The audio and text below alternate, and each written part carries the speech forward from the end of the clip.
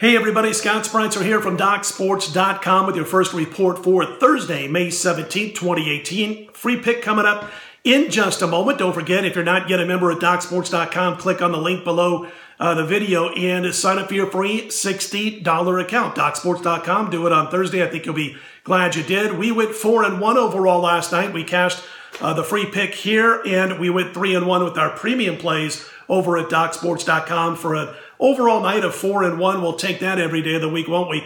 Going to talk a little bit about our free pick towards the end of this report, but also we're going to have our next NFL over-under wins total that we're going to give out in just a few minutes. First of all, wanted to start with last night's NBA, where the Houston Rockets flipped the fortunes in Game 2 against Golden State and whipped the Warriors 127-105.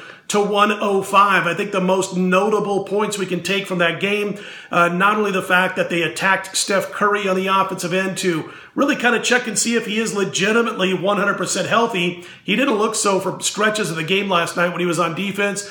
We saw things that I don't think you could have handicapped into this series, and I don't think it's going to continue. And that would be, for instance, Tucker and Gordon for the Rockets combining for 49 points in Game 2. They also combined to go 11 for 15 from the three-point line. I doubt we see that out of those two anytime soon in this series. And, of course, they go on to that 22-point win. But what we also saw, they contested Golden State more when Golden State had the ball and put up their shots. They had 54 uncontested points, or points scored on uncontested shots. In Game 1 did Golden State. That wasn't the issue last night for the Rockets. And also, they got it under control as far as the amount of isolations Houston ran last night after running 45 ISOs in Game 1. Game 2, the line's already up for this weekend, and Golden State takes it back to the Bay Area to Oracle, where they're a 7-point favorite as we speak. The total right around 227. A couple of 226.5s out there, but mostly 227. Game 3 between the Celtics and the Cavaliers, basically the same numbers we saw on yesterday's video. Looking at the numbers right now, Cleveland 6.5-point favorite, total 205 for the most part. As far as the spread is concerned, thanks to Michael Grodsky over at William Hill for sending me this email around 8 p.m. Eastern time on Wednesday night, and it basically shows that right now, as I'm looking at it, 85% of the tickets and 82% of the money bets against the spread for Game 3 between the Celtics and the Cavaliers is on Boston.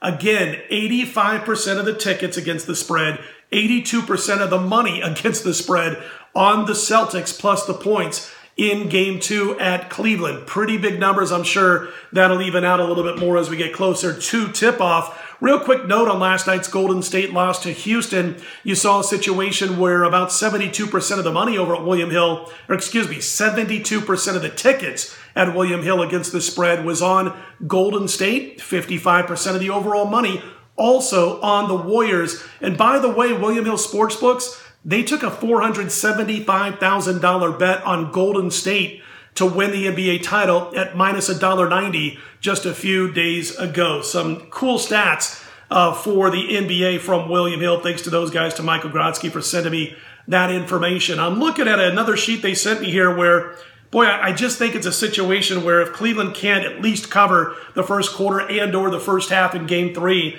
then they're nowhere near as good as I thought. I mean, they should be able to. I'm going to have a free pick on this game in just a little bit at the end of the report. Wanted to mention that we had our NFL wins total first release last week. That was the Buffalo Bills under 6.5 wins, and had to lay a little juice with that one. We're going to go to an over this time, and I think it's going to surprise a few people. The Carolina Panthers posted total right now. Looking at my screen, they're sitting at 8.5. The juice on the under, you get about $1.10 plus $1.10 if you like the over. And everybody I've talked to on the under with Carolina this year, we judge teams on their strength of schedule of what they're facing this season, not what everybody did last year and what their final records were at the end of the previous season. And I'll give you an example of that. As I mentioned, Carolina, 8.5 is their over-under win projection, laying a short price, about $1.20-$1.25 on the under. And out of 16 games that they'll be playing this year, you look at what the other teams have done or what they are projected to do as far as wins totals are concerned, and you'll see that Carolina's win total projection is higher than 7 of their opponents, worse than 4 of their opponents, and basically even with 5 of their opponents. So basically, when you power rate things out, and by the way, doing power ratings this way in the month of May, it's not 100% perfect, it is not scientific, but it is a great start to making power ratings for the upcoming season. And doing it this way, rather than looking back to see what a team did with their final record overall a season ago, is a better way to start and look at things than the old-fashioned way, or the way people will say, well, they're playing a couple of teams that were great last year, so we're going to make them a strong opponent, or they're playing a couple of teams that stunk last year, so we're going to weaken their strength of schedule. It just doesn't work that way. It's not a smart way to begin handicapping the upcoming season. Doing it with upcoming wins totals tells you where the books think these teams are at going into the season, and of course you adjust throughout the summer as bets are made on those wins totals. So again, Carolina projected to win more games with less juice on that under, but projected to win more games than 7 of the teams they'll face, projected to win fewer games than 4 of those teams, projected to be about even with 5 of those teams. So we think that this team has a great shot to win 9 games at least, maybe 10, and surprise some people. Norv Turner comes to town as the new offensive coordinator. Everybody's question is, okay, well, can Norv Turner be the kind of offensive coordinator that plays into Cam Newton's strengths? Can he be that drop back guy? I believe he can in this offense. And let's not forget, who they went out and got. I mean, they did have McCaffrey. They're going to have CJ also in the backfield. That'll help out Christian McCaffrey. I love what they did with DJ Moore, getting DJ Moore via the draft. There's a quality wide receiver. They've got quality skilled people. They just got to get a little better up front on the offensive line. Norv Turner should be able to put his stamp on that offensive line and improve things. Defensively, you still got guys like Kuechly being able to lead this defense. I like what's going on the defensive side of the football for the most part heading into this season for Carolina.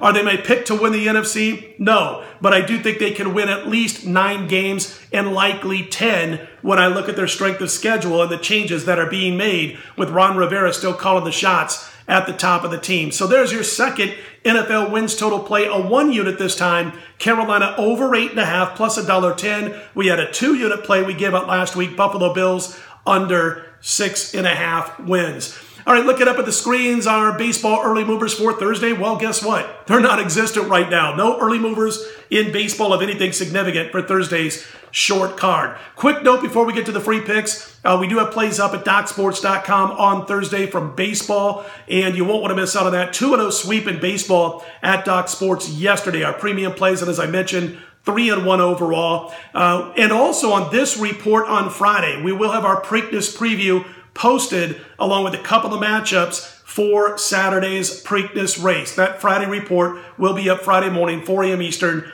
1 a.m. Pacific time, previewing the Preakness. Let's get to Thursday's free play. Back to basketball, to the NBA. It's a play for Saturday. We're going to back the Cleveland Cavaliers in the first quarter. They're basically pick them in the first quarter over Boston. We think they come out attacking just like they did in Game 2 in Boston. Cleveland in the first quarter, pick'em situation, a free pick for Saturday's Game 3 clash in Cleveland in the NBA Eastern Conference Finals. By the way, we'll be right back here, as I mentioned, on Friday morning by 4 a.m. Eastern, 1 a.m. Pacific. We will have our Preakness report available at that time. If you like what you see, be sure to click on the thumbs up button. Be sure to subscribe. We appreciate those who have done so thus far. Preakness preview Friday. Put Thursday in the win column. I'm Scott Spreitzer at DocSports.com. Talk to you again Friday morning.